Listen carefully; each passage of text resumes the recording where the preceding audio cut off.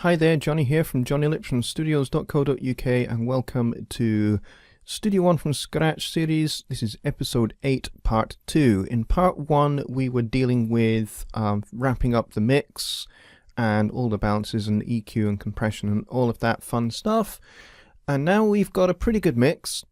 So what we're going to do is we're going to sweeten it with some ambient effects. So that's what we're going to do today. So we're going to be doing reverbs, maybe a delay or two, and I'm going to show you how just incredibly easy it is to set these up. So let's get started. Alright, the first thing I'm going to do is just a little bit of an idea I had just as I was about to hit record actually, which is in this piano solo track here, in this first section where the trumpet is playing the intro, the piano is just playing just chords in a backing fashion, so it's not really piano solo. It's only really when we get into this section here that the piano is actually taking the lead. So what I'm going to do is I'm actually going to duplicate this part. Let me close the mixer. I'm going to actually duplicate this track here by going to right click and duplicate track. And then I'm going to drag this section down. So they are now distinct. So I'm going to rename these tracks. So I'm going to rename this one just piano.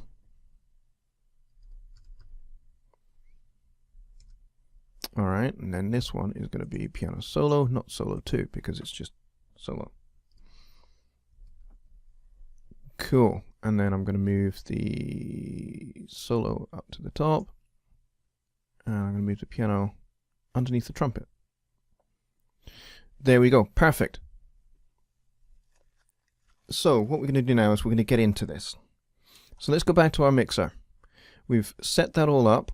Now, because I have a separate piano track and a separate piano solo track, I'm going to change the bus routing here, because I want my piano solo to go to the piano solo bus, but I'm thinking this bit here now, this track here, now that it is just backing, we are going to just send this to the keys bus instead. And that should just make things easier, because what I might want to do is I might want to put maybe a separate delay or a separate reverb on this piano solo at the beginning. This piano solo and the piano backing to have a different reverb, perhaps. So that's that set up. Okay, so let's get into setting up effects channels, because that's what you have in Studio One. In other DAWs you may have to create an auxiliary channel, and then you have to connect the auxiliary channel to the effect, and then you have to connect the effect and the auxiliary channel to whatever channels you want to send to. So it's a little bit more complicated in other DAWs, but in Studio One it's actually really easy. But there are two ways to do it. You can, if you are used to just creating effects channels or effects buses or effects auxiliary channels, and then just, you know, connecting everything up. If that's what you're used to, that's your workflow. If you're coming from another DAW, then this way will work for you. But I will show you why I call that way the slow way. So here's the slow way. In the mixer, right click, go to add effects channel. There's our effects channel. Let's rename this. Let's call this verb, short for reverb. Now that we've done that, we need to, let's say I want all of these buses to go, to be sent to this reverb here. I need to get the reverb on there to start with. So let's go and find the room reverb. Room reverb. Let's get that in there. We'll maybe set this up for, let's see, medium club, medium studio. Let's go large club. And we can always adjust some of the parameters later. So let's get that on there. So now that we've done that, then we want to send to the reverb each of these channels. Click the plus sign, and as you can see, it's going to be quite a few mouse clicks. It's going to take you maybe 30 seconds, 40 seconds, maybe a minute to get all of this set up. That's the slow way, in my opinion. we don't want to do that. So let's just Control Z all of that, including this guy. So we're going to remove this. So we're going to say bye-bye to that effects channel. And I'm just going to make sure that everything is still correctly set there. Yes, I didn't press Control Z too many times. That's good. All right, so I'm going to show you the quick way. I want all of these buses. In fact, I don't want these solo buses to be reverbed. I'm going to leave those. So I want the keys bus and everything down to the percussion bus to have the same reverb. So let's select the first one, hold Shift, click the last one. That highlights all of these buses here. And here is the quick and easy way that Studio One does everything. I'm going to grab the same room reverb and I'm going to drag it to the send. And I'm going to go and get that large club again. Here we go. We'll close that out. And as you can see, the effects channel is instantly created and all the sends set up. So that's just dead easy. Now what I like to do is just have my effects channels white. And it's even named it room reverb. So it's just quick and easy. It was literally a case of drag, drop into the sends, done. And it's all set up for you. Now it defaults, this little blue line is your send level. And it defaults to -6 dB, which in most cases is way too much. So I'm going to select these buses again. And I'm going to reduce this to quite low, maybe as low as -24. And that tends to be right for reverb. I don't like lots of reverb. I like the reverb to be felt rather than heard. So you get that sense of space, and you get that sense of ambience, but you don't really hear it. That's the way I like to use reverbs. Alright, so let's have a listen to how that's going to sound. And I'm going to mute the solos. So I'm going to mute those. Let's just do rhythm section, okay? And we'll play the track from after the drum fill.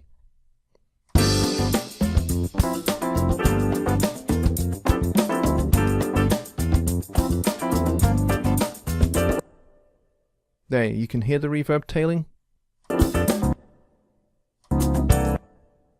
Mostly on the piano you can hear the reverb tailing. But that sounds pretty good to me, quite sweet, quite nice. The only problem is we've got the bass going through this reverb. Now if I solo this bass, you'll instantly hear that that's not going to be a good thing. So let's just solo that up.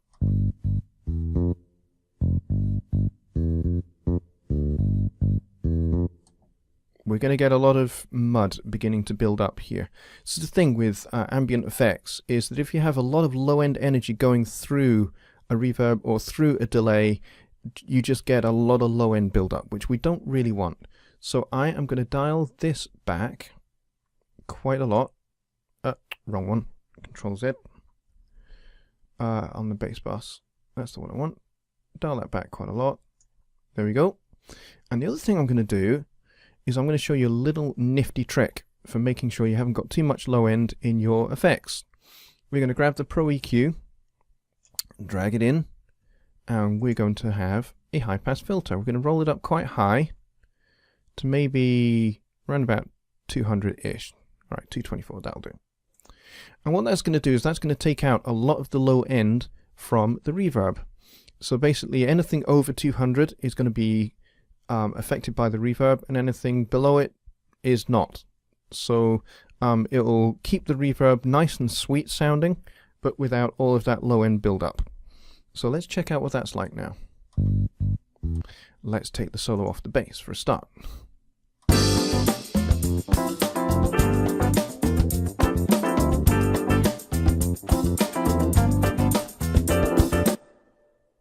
I think that sounds quite a lot better. I want to have a bit more send on the percussion. And I've already dialed back the bass quite a bit, but I want to dial it back even more. And guitar. Let's try that.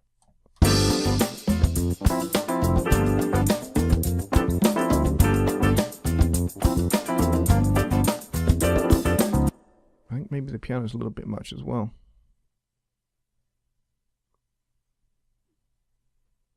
try that.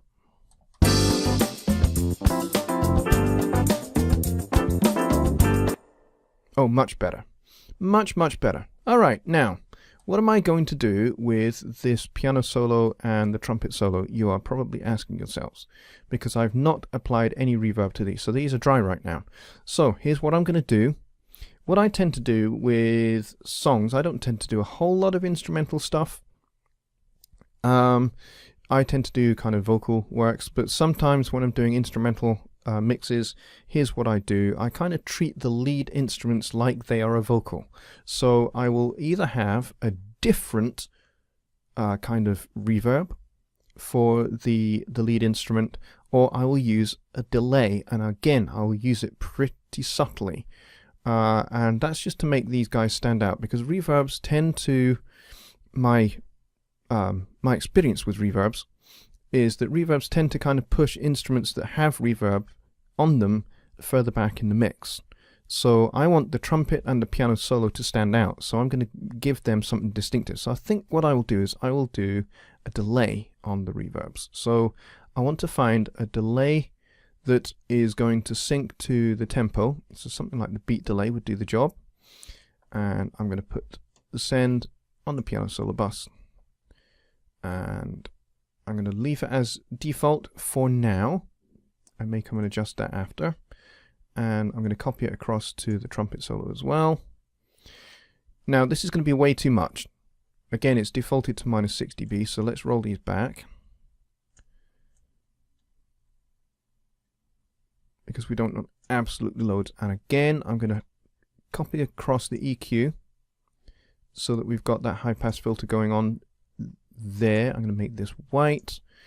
Okay, let's check this out. Let's unmute these guys, and we'll go from the beginning, and we'll see how these sound.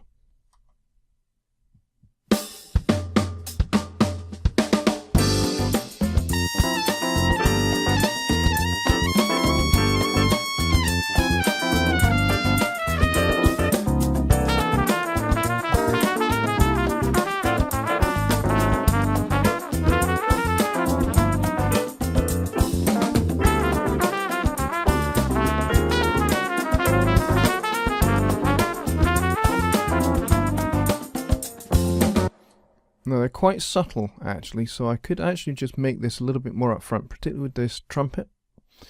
Trumpet with a bit more of an obvious delay might be quite cool.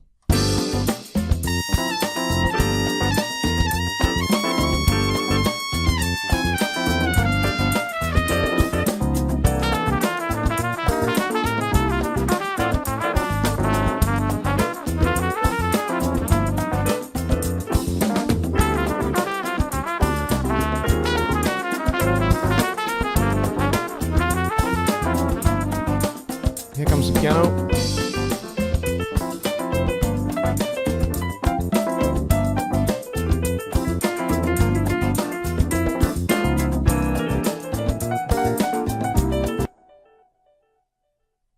And you can hear the delay on the piano there kind of tailing off. So that has added quite a lot of sweetness to this mix. And so we're pretty much done with this now, I would say.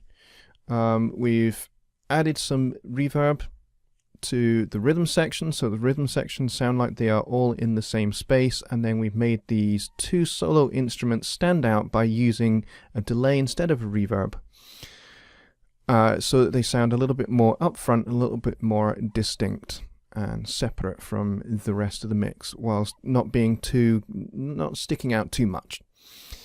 And again, you have to be subtle with how much reverb and how much delay you use. You know, if you swamp your music with reverb, it's going to be pretty hard to sound distinct, and for each element to sound clear and crisp.